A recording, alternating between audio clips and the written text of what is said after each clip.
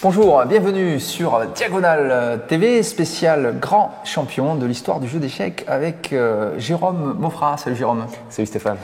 Alors aujourd'hui, on va voir non pas un champion, mais une championne, et pas la moindre, la plus grande joueuse d'échecs de tous les temps.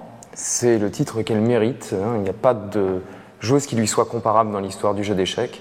On a déjà vu bien sûr les grandes prédécesseurs comme Vera Menchik, on pourrait citer toutes les joueuses géorgiennes, mais c'est véritablement Judith Polgar, la plus forte joueuse de tous les temps. A-t-elle enseigne qu'elle refuse de jouer les compétitions féminines? Elle a toujours refusé. Elle a toujours refusé, ça ne l'intéresse pas. On est en août 2012, là elle est en train de jouer les Olympiades dans l'équipe mixte de Hongrie, donc elle joue avec les hommes, elle ne joue pas dans les tournois féminins. Et on dit plus grande joueuse de tous les temps, mais on pourrait dire un des plus grands joueurs aussi de l'ère moderne, puisque en 2003, elle était 10e mondiale avec un Elo de 2715, oui. Ce qui la place parmi les meilleurs joueurs de l'histoire. Oui, donc c'est la première femme à avoir atteint le top 10 mondial, toute catégorie. C'est comme si, je sais pas, au tennis, on avait eu Serena Williams dans les 10 meilleurs mondiaux, toute catégorie, en train de jouer face à Federer. Voilà. Bon, alors Judith a ceci de remarquable qu'elle en plus elle a une carrière longue, c'est-à-dire qu'elle n'est pas arrivée sur le circuit hier. Elle a atteint le titre. D'abord, quelque chose d'exceptionnel qui montre à quel point c'est aussi toute catégorie au-delà des échecs féminins. Un des plus grands joueurs de tous les temps, mixte, c'est-à-dire que parce qu'elle a obtenu le titre de grand maître international à 15 ans et quelques mois, en battant le record de Bobby Fischer qui datait de 1958. Et je crois qu'elle a battu ce record en 91. Voilà. Elle est née en 1976. Elle n'est pas seule dans sa famille. Il y a deux autres sœurs, Sofia et Souza, qui sont elles-mêmes joueuses d'échecs. On le verra sur des photographies. Et elle se fait remarquer dès l'âge de 10-11 ans. À 12 ans, elle joue déjà les Olympiades. Et ensuite, elle obtient rapidement le titre de grand maître international à 15 ans. Donc c'est extrêmement précoce. Et puis, elle a poursuivi sa carrière dans les années 90, bien sûr, 2000. Elle continue encore à jouer aujourd'hui. Elle a connu une interruption qui était parfaitement volontaire, puisque en 2004, elle a eu un enfant. Donc forcément, ça l'a éloignée des échiquiers. Ça a aussi fait forcément, on a moins de disponibilité d'esprit quand on a un enfant et qu'on doit s'organiser. Mais elle a quand même fait un retour assez remarqué dans le monde des échecs assez récemment, puisqu'elle a fini 3e au championnat d'Europe à Aix-les-Bains l'année dernière. Oui. Et donc elle a fait aussi d'autres résultats en tournoi tout à fait exceptionnels. Je crois qu'elle a fini une fois 2e du tournoi de Vécanze. 2e à Vécanze en 2003 et 2e à Linares en 2001. Ouais, ce qui est exceptionnel, c'est les tournois là où il y avait quand même tout le monde, le gradin mondial. C'est-à-dire que les Anand, les Kramnik, les Kasparov, etc. ont joué ces tournois-là. C'est-à-dire que là, elle a fait un résultat qui est tout à fait exceptionnel. Alors, c'est dommage qu'elle n'a pas encore réussi une victoire dans ces tournois-là, mais très proche, elle avait terminé donc second. Qu'est-ce qu'on peut dire d'autre? Alors, c'est quand même l'histoire de Judith Polgar est particulière, puisqu'elle est issue évidemment de la famille Polgar, et ce sont ses parents qui ont décidé finalement de donner une éducation échiquéenne à leurs 3 filles. Oui, à l'instar un petit peu des sœurs Williams au tennis, Laszlo Polgar, le père des trois sœurs, a décidé de les former aux échecs et en a fait 3 championnes. Alors bien sûr, Judith est la plus forte, mais elles ont toutes les 3 quand même joué des Olympiades. Il y a eu une période en 1988 à Thessalonique où l'équipe de Hongrie féminine, c'était Sofia, Judith, Souza, plus une 4e joueuse, Ildiko. Voilà. Donc c'était Polgar contre le reste du monde. Alors sur cette histoire-là, il faut préciser que les parents Polgar sont psychologues et que cette volonté de former leur fille au jeu d'échecs n'est pas tombée du ciel comme ça. C'est-à-dire qu'ils avaient une certaine approche de ce qui devait être l'éducation en tant que psychologue, en tant que scientifique en fait, comment finalement avoir des enfants qui puissent se réaliser, etc. Et ils étaient arrivés à la conclusion avec leurs travaux qu'ils avaient pu faire sur d'autres enfants en général, que finalement, plus les enfants étaient spécialisés tôt dans une matière, plus ils devenaient brillants en fait dans cette matière. Et ils avaient compris ça notamment dans les sciences. C'était clair pour eux qu'en mathématiques, en physique, etc., ce sont les enfants qui l'apprennent le plus tôt qui finalement, en général, deviennent les plus brillants derrière. Donc il y a une notion de précocité. Et ils ont voulu finalement quelque part mettre à l'épreuve leurs idées et ne pas forcément uniquement les écrire, mais les mettre à l'épreuve de l'expérience. Et ils ont décidé de le faire pour le jeu d'échecs parce qu'ils disaient au moins aux échecs, on aura un classement et on pourra vérifier si ça marche. Parce que en maths, en physique, bon, obtenir un prix Nobel, c'est très aléatoire. Mais aux échecs, on peut vérifier que ça fonctionne. Alors, ils ont décidé de donner une éducation échiquienne à leurs 3 filles qu'ils ont eues successivement dans cette optique-là. Et ça a marché pour les 3, il faut dire. Parce qu'on parle de Judith, mais on peut, évidemment, on est obligé, en parlant de Judith, de parler de Susa et de Sofia. Bien sûr, qui ont toutes les deux aussi une carrière. Sousa vit aux États-Unis maintenant, elle continue à être très active, elle dispute des tournois. Et puis elle a eu plusieurs titres de championne du monde. Plusieurs titres de championne du monde féminine, puisqu'elle joue les titres, les tournois féminins. Sofia joue peut-être un petit peu moins que les deux autres, elle a, je crois, arrêté. Mais en tout cas, elles ont toutes les 3 réussi, elles ont donné raison à leurs parents, au moins sur ce plan. Parce qu'elles ont toutes les 3 atteint un niveau international. Oui. Et alors sur Sofia, quand même, juste une remarque, parce que Susa, bon, elle a été multiple championne du monde, donc pour avoir le palmarès, il n'y a pas de problème avec ça. Sur Sofia, même si elle a arrêté, c'est vrai qu'elle était considérée peut-être comme la plus talentueuse des 3, mais c'est justement, elle a un peu dévié vers l'artistique, elle a plutôt elle fait de la peinture en fait maintenant, apparemment. Mais à noter quand même qu'à l'âge de 14-15 ans, je ne sais plus exactement l'âge exact, elle a fait le tournoi de Rome, Sofia, je crois que c'était en 89, quelque chose comme ça. Et elle a réussi là une des plus grandes performances Elo de tous les temps, puisqu'elle a fait une performance de 2950, un truc absolument extraordinaire. Elle a fait, je crois que c'était 8,5 sur 9, devant un parterre de grands maîtres et de maîtres. Et on voit la gamine devant avec la coupe et tous les vieux briscards derrière, un peu dépité de s'être fait écraser comme ça par Sofia Polgár. Voilà, donc les 3 sœurs. Mais Judith est la plus brillante, sans aucun doute, des 3. Et elle a donné maille à partir au plus grand champion de la planète. Alors on va voir quelques photos de l'activité échiquienne de Judith Polgár. Alors d'abord cette première photo, donc elle est à gauche, on la reconnaît bien sûr. Elle est ici face à Vishy Anand, le champion du monde actuel, voilà, en train de jouer face au champion du monde, avec son drapeau hongrois. Alors cette photographie illustre en fait un match organisé à Mayence en 2008, je crois, entre la femme la plus forte du monde et l'homme le plus fort du monde. C'était un petit peu le pitch de l'événement. Voilà Sofia, Judith, pardon. Il y a quand même une tradition échiquienne forte en Hongrie. Oui. On pourrait citer notamment Palbenko. Oui, alors bien sûr. Zoltán Rigli et ainsi de suite. Et Peter Leko, alors Peter Leko qui a aussi fait une finale de championnat du monde face à Kramnik, et qui d'ailleurs n'a pas perdu, et ça s'est terminé en match nul. C'était un peu... Oui, la Hongrie a une grande tradition échiquienne et de très forts joueurs, dont Judith fait partie, quoi, au niveau hongrois, mais au niveau aussi mondial. Voilà, donc deuxième photo ici de Judith en train de réfléchir, évidemment en train de préparer son coup sur une partie d'échecs.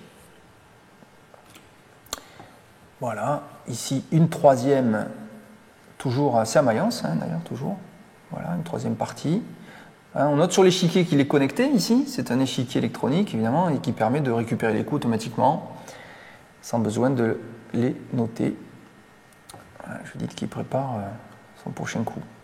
Alors ça a été un grand malheur d'apprendre le mariage de Judith Polgár. Je pense qu'il y a eu beaucoup, parce que Judith a beaucoup de fans. Parce que le monde échiquien est quand même un monde assez masculin, et qui reste quand même assez masculin, avec une très forte progression des femmes ces dernières années. Il y a de plus en plus de féminines qui jouent, et qui, c'est sans doute pas étranger d'ailleurs au succès de Judith Polgár, qui elle peut évidemment se reconnaître dans le parcours et le succès de Judith Polgár. Et donc quand une femme réussit, finalement, ça fait plaisir. Je crois que les aficionados du jeu apprécient ça. Surtout, alors Judith en plus a un jeu magnifique. C'est une grande attaquante. Elle a un jeu qui fait plaisir à voir et à suivre.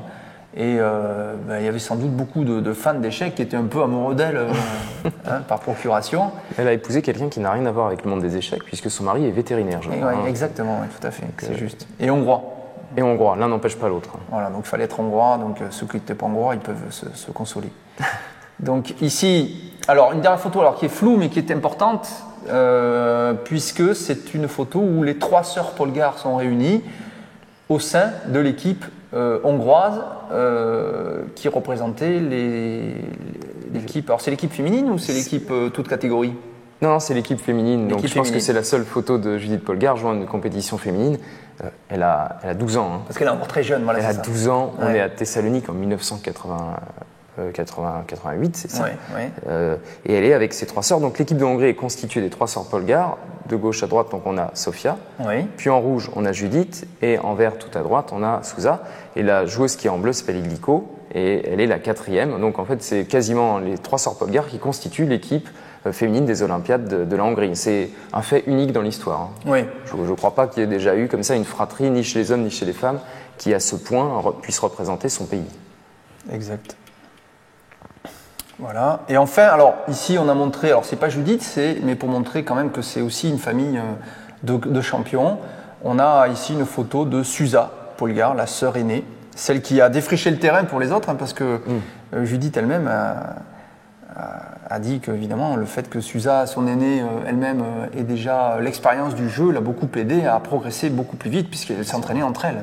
À noter d'ailleurs que les sœurs Polgar ont reçu Bobby Fischer lui-même, hein, chez eux à Budapest. Il a passé du temps en Hongrie et ils ont pu parler avec lui et elles ont pu le rencontrer. Il a eu un petit contact avec les sœurs Polgar.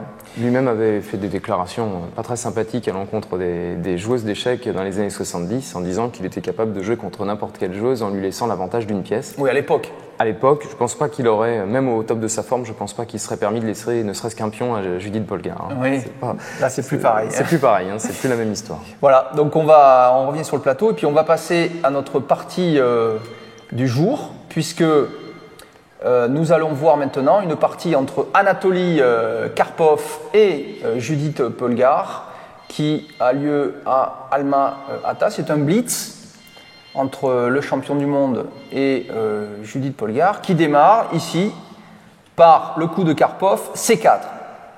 Voilà l'ouverture ici de ce blitz. Vous allez voir, c'est une très belle partie d'attaque. Cavalier F6 de la part de Judith. Cavalier C3. G6, G3, Fou G7. Donc on est dans une ouverture de type estendienne. Alors Judith a beaucoup joué l'estendienne. Hein. Elle a joué un peu la Fischer. Hein. C'est peut-être pour ça aussi que beaucoup apprécient son style de jeu. Il est extrêmement agressif. C'est une ouverture qui va être agressive. Elle a joué l'estendienne et beaucoup la sicilienne et les débuts ouverts. Voilà, c'est son style de jeu d'attaque. Hein. Vraiment une joueuse d'attaque. Donc ici maintenant, Fou G2, D6, normal, tout ça dans l'estendienne. Alors c'est une estendienne pour les blancs avec un début symétrique, vous voyez, on met soi-même le fou en fianchetto. Donc ce sont des estendiennes un peu plus positionnelles, un peu plus lentes, un peu moins agressives que les estendiennes plus classiques où les blancs développent tout de suite leur cavalier en F3 puis le fou en E2 qui donne d'autres types de parties. Donc D4, petit roc, cavalier F3, cavalier BD7, tout ça est normal, c'est classique dans cette position. En général, dans ce type d'ouverture pour les blancs, les noirs mettent leur cavalier en D7 et préparent la poussée E5 pour commencer à contrecarrer le centre blanc qui pour l'instant est fort et gagne de l'espace pour les blancs. Donc petit roc et E5. Donc on questionne le centre blanc, parce qu'on a laissé les blancs constituer un centre assez fort, mais c'était temporaire, bien sûr, les noirs vont essayer d'harceler un petit peu ce centre, en tout cas de le questionner pour voir ce que font maintenant les blancs. Exact. Donc on n'est pas encore dans le cœur du sujet, toujours de l'ouverture. Alors E4, tout ça est normal. Et maintenant C6. Alors C6, c'est un coup normal. Alors C6 a pour objectif de contrôler la case D5, bien sûr. Et puis maintenant, si les blancs jouent C5, on a le choix de jouer C5. Alors que si on laisse le pion en C7 et qu'on joue C5, il y a toujours la prise en passant qui est possible. Alors que là, c'est plus possible. Donc en cas de prise pouce-pouce, on peut bloquer le centre et pourquoi pas lancer une activité sur le centre par F5. Après, une fois que le centre est bloqué, on enlève le cavalier en 8 et on pousse F5. Un peu comme dans les siciliennes classiques. On peut aussi choisir de prendre en D5. Enfin, C6, c'est un coup très souple. Une grande souplesse dans l'ouverture. Tour E1, tout ça est normal. Il faut, pour les blancs, contrôler fortement le pion E4 et le centre. Tout ça est normal. En cas d'ouverture, on a un très beau contrôle central, notamment sur cette case. Il faut protéger le pion, il faut que ce pion est important, il a un œil sur D5, hein. Il ne faut pas que les noirs se libèrent par D5, donc toute pression supplémentaire sur le centre est bon pour les blancs, il faut avoir des pièces en soutien. Et là, le coup suivant est un coup subtil des noirs, c'est Dame B6. Alors Dame B6 c'est un coup pour lequel il faut faire attention, puisqu'il fait une attaque sur D4. Donc on voit bien qu'une prise des noirs en D4 déjà est envisageable. Et après une reprise du cavalier, il ne faut pas oublier que le fou ici est en embuscade. Donc on a fou et dame. Donc une sortie du cavalier F6, pourquoi pas un sacrifice sur E4, pourrait s'envisager. Mais alors justement la tour peut reprendre et elle protège aussi D4. Voilà, on pourrait prendre la tour et protéger, mais en conjonction avec une tour ici, ça marche plus. C'est-à-dire qu'on échange les tours d'abord et le cavalier serait pris. Donc déjà, il y a des idées qui ont lieu là. Deuxième idée de Dame B6. J'attaque B2, donc la sortie du fou maintenant n'est pas possible, sinon, enfin elle est possible, mais au prix d'un pion. Donc c'est responsable, il faut y réfléchir à 2 fois. Et enfin, une troisième idée pour les noirs sur ce coup Dame B6, c'est de venir aussi en B4 et puis titiller le pion C4 et puis dire aux blancs, mais comment tu protèges ce pion? C'est pas clair, parce que si les blancs jouent B3, eh bien ils affaiblissent la grande diagonale ici. La diagonale G7 ici A1, avec ce fou qui devient extrêmement actif. Il y a beaucoup de. Il y a le cavalier C3, il y a la tour. Enfin, d'ailleurs, on ne peut pas jouer B3 tout de suite, le cavalier sera en l'air. Mais si on joue B3 pour essayer de protéger C4, même en ayant bougé ce cavalier, même en l'ayant protégé par un coup comme Dame C2, eh bien, on affaiblit cette diagonale et ça devient un problème. Donc voilà, ce coup est un coup qui demande aux blancs d'être précis pour la suite. Alors il y a plusieurs réponses à ce coup. On peut tenter des coups comme Taureau 2 qui commence à protéger B2. On peut aussi jouer des coups comme C5. Ça se joue dans cette position parce que si les noirs prennent en C5, on peut attaquer de l'autre côté en E5. Mais c'est jouable, hein. C'est jouable. Ce sont des ouvertures, des coups tout à fait jouables. Alors cavalier A4 de Karpov. Alors Karpov choisit une autre voie. Il attaque la dame. Alors, le problème de ce coup, c'est évidemment on enlève du soutien au centre. Hein. Mais on dit à la dame, bon, écoute, je sais que tactiquement, la petite Judith, elle sait jouer, donc Karpov, il n'a pas trop forcément envie de rentrer là-dedans. Il joue cavalier A4 en disant, va-t'en, et effectivement, Judith s'en va. Mais finalement, c'est mieux d'avoir joué dame B6, cavalier A4 et dame C7 que d'avoir joué dame C7 tout de suite, blanc a joué, parce que le cavalier en C3 est mieux placé qu'il ne l'est en A4. Donc là, B3 maintenant de la part de Karpov.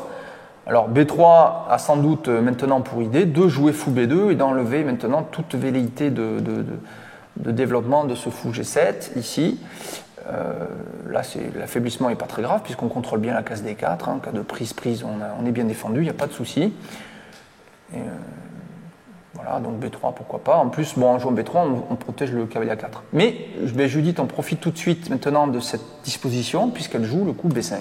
Voilà. Alors, elle a réussi son début, hein, ça c'est pas mal, parce que maintenant, elle menace d'affaiblir l'aile dame par pion prend C4, elle attaque le cavalier. Et Karpov, il a une autre idée aussi d'après B3, c'est de jouer cavalier B2. Hein, je bouge cette diagonale, je recycle mon cavalier en B2. Pour essayer de profiter du fait que je suis allé en A4, pas pour rien, j'essaie de me recycler, pourquoi pas venir en D3 en faisant pression sur le pion E5, ça peut être aussi une idée, et aussi sur la case C5, ce genre d'idée, c'est tout à fait jouable. Et aussi, une autre idée, c'est en cas de prise en C4, je prends du cavalier directement, avec un joli cavalier, là aussi, qui fait pression dans le camp ennemi. Donc là, les B2, un coup karpovien. C'est ça, c'est un recyclage de pièces. C'est un recyclage de pièces à la Karpov. Comme il les aime. Alors là, Judith joue très bien. La suite, c'est l'heure pour elle d'ouvrir le centre. B prend C4, cavalier prend D4. D'ouvrir le centre et aussi la diagonale du fou G7, parce que là, on voit quand même quelque chose qui n'est pas forcément plaisant. C'est un cavalier, un deuxième cavalier et une tour qui sont alignés comme ça. On se dit qu'il va y avoir une petite branchette, il va y avoir quelque chose à manger à un moment. Voilà, donc c'est un coup qui joue pour la tactique et non pas pour... spécialement pour le positionnement. Enfin, c'est bon positionnement, c'est bon tactiquement, c'est un bon coup. Et là, regardez, alors, Judith qui est une joueuse d'attaque, fou B7, voilà, je laisse Karpov prendre en B5 et éventuellement après prise gagner un pion, mais j'ai développé mon fou. Alors, vous allez voir l'idée de Judith très vite, puisque c'est ce que joue Karpov, il joue C prend B5, en gagnant un pion, puisque en cas de prise, on reprend, alors ça serait un désastre pour les noirs de reprendre, puisque les blancs reprendraient en B5, attaquent la dame, et le pion D6 est perdu avec attaque sur le fou. Non, non, c'est pas l'idée de Judith, regardez, c'est plus subtil, c'est D5. Voilà, ça c'est pas mal. Judith, en fait, a voulu simplement gagner du temps, et regardez, ce fou, maintenant, il vit. Il vit. En revanche, le cavalier qui était au centre, il va falloir qu'il trouve une case. Voilà. Et c'est pas évident, parce qu'il ne peut pas vraiment revenir en C6, il ne peut pas venir non plus, bien sûr, en E6 ni en F5. Il pourrait revenir en F3. Alors, s'il revient en F3, évidemment, il y a un problème. Il y a un problème avec le pion. Le pion E4 est perdu, tout simplement. Il ne peut pas venir pour les mêmes raisons en E2, donc en fait, il est obligé d'aller en C2. Alors voilà, alors, Karpov va jouer le coup cavalier C2, mais en fait, ce coup est passif et il aurait très bien pu, maintenant qu'il a en fait pris ce pion B5, si le cavalier vient en C6, ici, il y a un intérêt à faire ça, puisque en cas de prise du fou, on reprend du pion, on redonne le pion, mais on a gagné une paire de fous, et puis surtout le fou G2 s'ouvre terriblement sur la grande diagonale. Oui, il suffit de jouer ensuite E5, on a tout de suite quelque chose, on a tout de suite du jeu. Et on a tout de suite du jeu. Imaginons maintenant que les noirs, il ne faut certainement pas prendre ici, hein, parce qu'à prise, alors on peut jouer cavalier E5 éventuellement, pour reprendre ensuite du cavalier et éviter le vis-à-vis fou-dame. Mais on a donné un fou de case blanche, donc c'est pas une bonne affaire. Donc ici, il faudrait que les noirs trouvent une autre façon de continuer la partie, sans doute par le coup A6, essayer de briser finalement le soutien du cavalier. Alors ça marche, hein, puisque sur A4, on peut prendre en B5, le cavalier est en prise, et on ne peut pas reprendre du pion à cause du vis-à-vis tour-tour. Donc voilà comment Judith aurait sans doute continué cette variante. Donc C prend B5, C5, bon ben, cavalier C6 c'est sans doute quand même le meilleur. Mais malgré tout, Karpov a peut-être peur de cette variante avec A6, donc il joue le coup cavalier C2. Bon, ici tour F8 de Judith, tout à fait dans l'idée, on continue de harceler maintenant le centre. On a, regardez, avec C5, pris le contrôle de la case D4, on contrôle la case E5, le fou B7 maintenant tape sur les cases blanches, le cavalier tape sur le case, et le fou B7, le fou G7 a un œil sur deux pièces, ici, donc déjà si le fou bouge, eh bien, le cavalier est en l'air. Si le cavalier bouge, c'est la tour. Donc tout ça est pas bon pour Karpov. C'est pour ça que ce dernier coup est quand même trop passif. Il aurait sans doute fallu jouer quand même cavalier C6 afin de boucher la puissance de ce fou, parce que là, les blancs sont dans une position trop défensive déjà. Le cavalier, le pion E4 est difficile à défendre là. Hein. Très difficile. D'ailleurs, voilà. il ne le défend pas. Exactement. Donc ici, cavalier C4 de la part des blancs. Le problème de ce coup, c'est qu'il fait peur, c'est que évidemment, aïe. Il y a un vis-à-vis. Il y a quand même un vis-à-vis. Et puis, on ne protège pas le pion E4. Hein. C'est-à-dire que là, ce pion E4 est perdu. Par contre, on attaque le pion D6. Voilà. Mais Karpov veut se venger sur le pion D6 dans cette position. Donc, cavalier prend E4 quand même de la part de Judith. Mais, voilà, évidemment, le problème, c'est que c'est... Alors, il y a le cavalier qui protège, bien sûr, mais c'est une qualité qui risque de sauter. Après, fou prend E4, tour prend E4 de Judith, qui ne se presse pas. Eh bien, il faut que les blancs évitent la perte de la qualité. Donc ici, le coup, fou B2. Voilà, fou B2, je suis protégé par le cavalier C4, donc il n'y a pas de problème. Donc ici, la Judith continue sa variante. Vous allez voir, elle va s'en sortir avec un avantage, puisqu'après, tour prend E1, cavalier prend E1, et fou prend B2, cavalier prend B2. C'est l'heure de faire le bilan. La position est favorable au noir pour quelle raison? Eh bien, d'abord en termes de pions, on est à égalité, on est à 3 ici, 3 contre 3, mais on a deux pions qui sont centraux contre deux pions qui sont ici plutôt sur le côté, donc ça c'est pas bon, on contrôle des cases centrales. Et puis 2, on a un fou qui est énorme. Alors ça c'est très important, puisque ce fou vise les cases du côté roi, il n'y a plus le fou de case blanche pour protéger. Pour l'instant, c'est ce cavalier qui joue le rôle de défenseur, regardez, des cases. C'est le seul vrai défenseur des cases blanches. Hein. Voilà. Et avec une position de ce type-là, le problème, c'est que très vite, il peut y avoir des batteries. C'est-à-dire que ce qu'on appelle batterie, c'est-à-dire mettre la dame, par exemple, en E7, il faudra bouger le cavalier, puis venir en E4, et comment on part le mat. Et puis un cavalier qui est en D7, là, s'il vient à sauter en E5, il aura tout de suite un œil sur la case F3, qui est quand même une case faible pour les blancs. Ouais, toujours les cases blanches. Donc les cases blanches sont faibles, les cases noires sont vers le centre. Donc Judith a réussi finalement son piège d'ouverture. Karpov est tombé dedans, il a joué trop passif. Comme on l'a dit tout à l'heure, il aurait dû jouer beaucoup plus actif et boucher l'avenir de ce fou. Il n'a pas vu, il a mal estimé, disons, il a mal estimé l'avantage positionnel qui sort de cette ouverture-là. Et vous allez voir comment Judith maintenant va magnifiquement exploiter ça. Regardez, tour E8, alors pour développement de la tour, ça paraît normal. Et colonne E qui est prise. Et puis surtout, on envisage pourquoi pas de faire un sacrifice de la tour contre le cavalier parce qu'on a un fou extrêmement puissant. Et c'est le cas, puisqu'après un tour C1 de Karpov, qui est logique aussi, il active sa pièce qui n'est pas encore active, il veut très vite venir. Alors il est aussi en attaque, il peut menacer des coups comme B4 qui mettent la pression sur les pions noirs avec un clouage ici, tour dame. Eh bien regardez, c'est magnifique parce qu'il faut quand même avoir le cran de jouer ça. Judith fait un sacrifice de qualité positionnel et d'attaque qui est magnifique. Tour prend, cavalier. Échec. Alors on n'a pas le choix, il faut prendre. Et là, c'est un coup dont les conséquences sont difficiles à calculer concrètement, mais un joueur du niveau de Judith Polgar voit bien que de toute façon, la puissance de son fou sur les cases blanches, plus le cavalier qui va entrer dans la position noire, je ne vais pas dire qu'il n'y a pas besoin de calculer, il a sûrement calculé, mais il n'est pas nécessaire d'absolument tout calculer. On voit bien que la situation va être favorable au noir et que la perte de la qualité comptera moins que les facteurs positionnels. Et puis surtout, il y a plein de menaces. Il y a plein de menaces dans tous les sens. Il y a plein de menaces, c'est-à-dire qu'après cavalier E5 de Judith, on voit vite l'idée de Judith, c'est-à-dire voilà, effectivement, toutes les cases blanches sont prises. Le cavalier ne rêve que de faire une fourchette royale ou de faire une fourchette dame-tour. Et vous allez voir comment elle va exploiter ça, parce que derrière, la dame aussi peut jouer un rôle d'attaque. Donc en fait, c'est pas parce qu'on donne la qualité qu'on est moins bien sûr, c'est pas toujours le cas. Des pièces légères qui contrôlent des cases que ne contrôle pas l'adversaire peuvent s'avérer plus fortes qu'une simple qualité, qu'une simple tour. Donc dame E3 de Karpov semble obligatoire, bien sûr. Dame E3, je protège à la fois la case F3 et la case D3 qui est contrôlée par le cavalier. Mais regardez, dame D7, c'est très simple, c'est magnifique. On met la dame sur la même couleur que le fou pour venir où H3, non, pardon. Ici, il faut que je sois droit. Si je viens H3, je menace mat. Et je menace aussi, pourquoi pas, de venir prendre le pion de D5, si c'est possible aussi, même si c'est pas forcément le plus actif.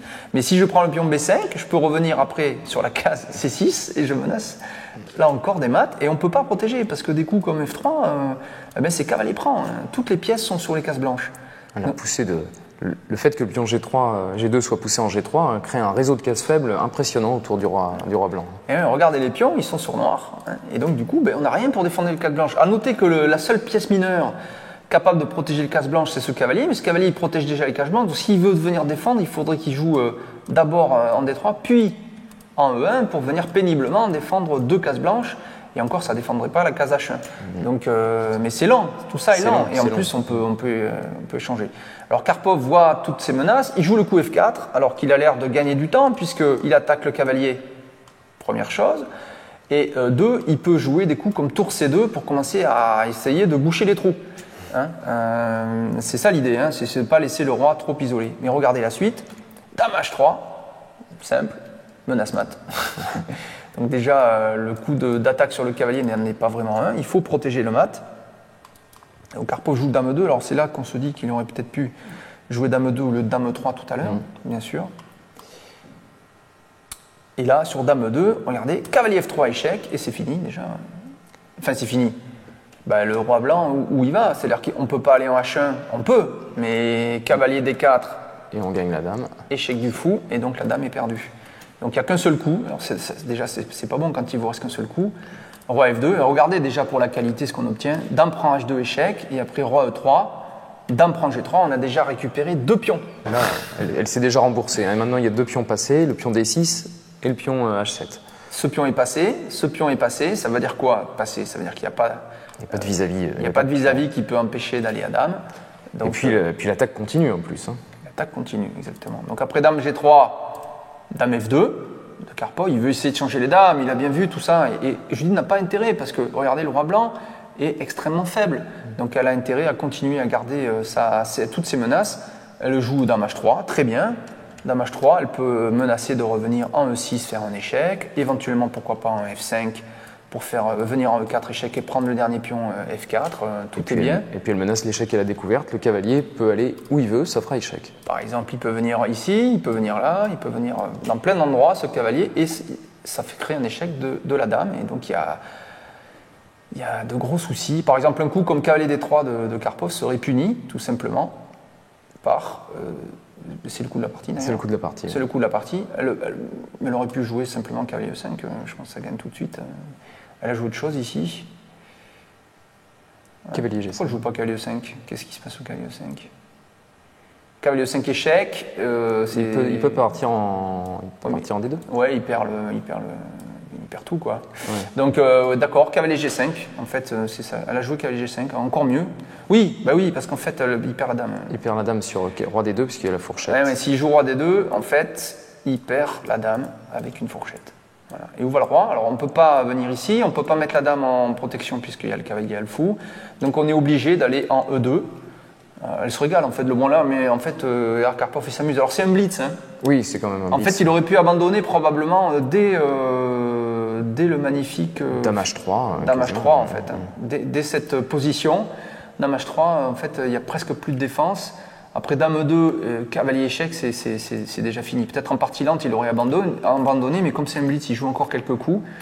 Donc cavalier D3, cavalier G5 échec, roi E2 est forcé, fou F3 échec. On ne peut toujours pas venir en D2, puisqu'il y a toujours le cavalier qui fait échec et gagne la dame. Roi E1, et là, cavalier, c'est magnifique. Hein. Alors là, regardez, c'est beau parce que le cavalier E4 attaque la dame, et regardez, le problème du roi, c'est qu'il est dans un couloir. Oui. C'est-à-dire que toutes les cases ici sont contrôlées par les pièces noires, donc le roi est potentiellement mat par un coup du couloir, donc la dame ne peut pas aller n'importe où. Donc sur dame F1, simplement, oui, c'est mat, quoi. C'est horrible. Dame H4 échec, il n'y a pas de coup. Non, il n'y a plus que cavalier F2. Donc c'est un échec de mat quasiment. S'il met la dame, il est pris par le cavalier, et il lui reste que cavalier F2, sur quoi le simple dame prend F4, et c'est abandon, parce que, regardez, on menace à la fois la tour et mat. Alors qu'est-ce qu'on peut faire ? Le seul coup possible qui par les deux, c'est de jouer tour C2. Ah oui, mais on a un souci parce que quand même... on a toujours dame E3. Dame E3. Et là, c'est fini. Qu'est-ce qu'on fait ? On met la tour. On est obligé de mettre la tour, hein. Il n'y a pas d'autre coup. Ouais, il n'y a pas d'autre coup, et ensuite... Et là... c'est horrible. Dame C3 échec, encore. Si on met la tour maintenant, c'est mat. Il reste le coup... Roi D1. Roi D1, mais regardez, roi D1, le problème, c'est que la tour, maintenant... Elle est clouée. Et il suffit de jouer dame D2, et c'est mat. Magnifique. Superbe, hein. Bon, elle n'a pas joué ça, hein. C'est pas arrivé jusque-là. Mais vous voyez que c'est mat forcé, hein, ou perte de la dame. Donc après roi E2, fou F3. Roi E1, cavalier E4. Un cavalier E4 très fort. Hein. Voilà. Oui. Voilà. Dame F1, dame H4, cavalier F2, dame prend F4. Et abandon ici d'Anatoly Karpov. On voit que la défense de la tour ne mène à rien à cause de dame E3 échec. C'est superbe. Hein. Magnifique partie, avec un sacrifice de qualité positionnelle qui donne des résultats quasiment immédiats, avec la force du fou sur les cases blanches qui était impressionnante. C'est vrai que Karpov aurait peut-être dû essayer de bloquer cette diagonale au lieu de retirer son cavalier en C2. C'était sûrement le tournant de la partie. Exactement. Donc c'est le style de Judith Polgar. Toutes ces parties sont comme ça. Elle cherche absolument le déséquilibre dynamique à la Fischer, un peu, à la Kasparov, avec son style à elle, son style de Judith, peut-être parfois un peu trop agressif. Elle peut faire penser à Tal aussi sur certains côtés, parce que ses attaques ne sont pas toujours totalement justifiées, et souvent elle va perdre des parties parce qu'elle va être trop optimiste dans son attaque, mais alors c'est un plaisir à voir. Donc, et quand elle gagne, c'est toujours avec brio, avec des attaques tout à fait improbables. Voilà, donc c'est une joueuse vraiment à suivre, et c'est pour ça qu'elle a beaucoup de fans et beaucoup de joueurs qui veulent l'avoir jouée, et pas uniquement parce que c'est la meilleure féminine du monde, même si c'est aussi un argument. C'est un argument, mais les joueurs aiment avant tout les parties, et c'est ces parties qu'on aime. C'est ces parties qu'on aime de Judith Polgar, la plus grande joueuse d'échecs de tous les temps.